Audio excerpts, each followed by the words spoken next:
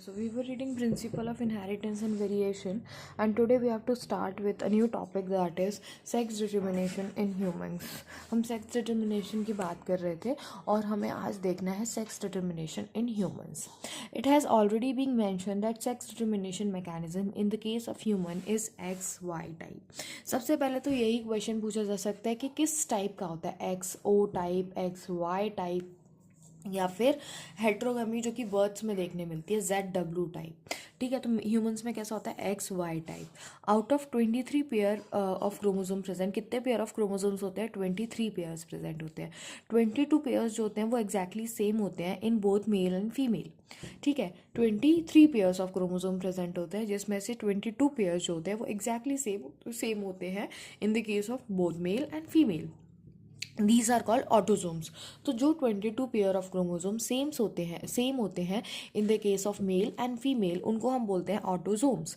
A pair of X chromosome are present in human female में क्या होता है? पेयर ऑफ एक्स क्रोमोसोम होता है, that is X and X. ठीक है, और these are whereas the presence of an X and Y chromosome, X and Y किस में प्रेजेंट होता है? मेल में प्रेजेंट होता है. तो ये आपका क्या रिप्रेजेंट कर रही है? फीमेल रिप्रेजेंट कर रही है, ये आपका मेल रिप्रेजेंट कर रहा है. ठीक है, उसके बाद बोल रहे हैं during spermatogenesis among males 2 type of gametes are produce.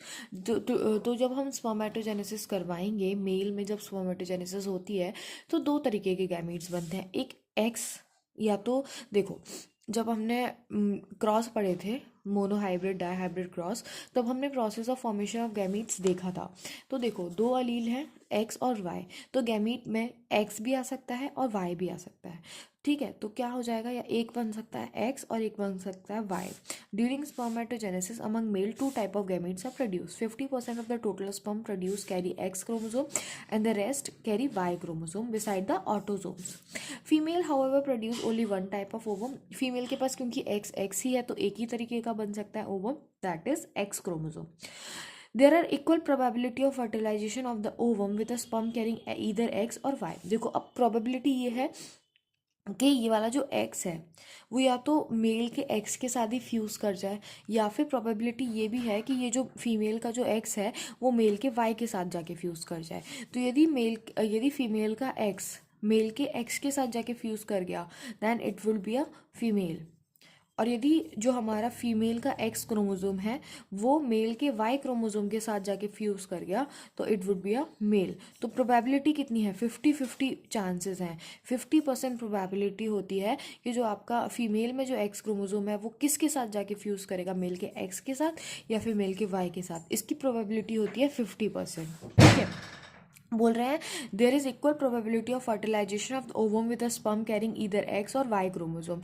In the case of ovum fertilizes with a sperm carrying X chromosome the zygote developed into the female and the fertilization of ovum with a y chromosome carrying sperm result into the male offspring.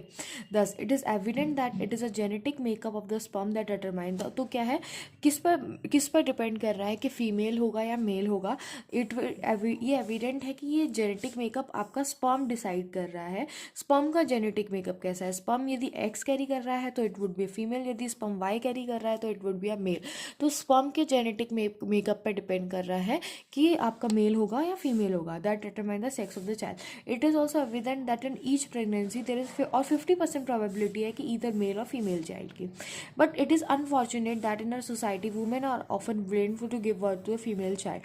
लेकिन हमारी society में ऐसा females को blame किया जाता है to give birth to the female child and have been, और हमेशा उनको इल ट्रीट किया जाता है.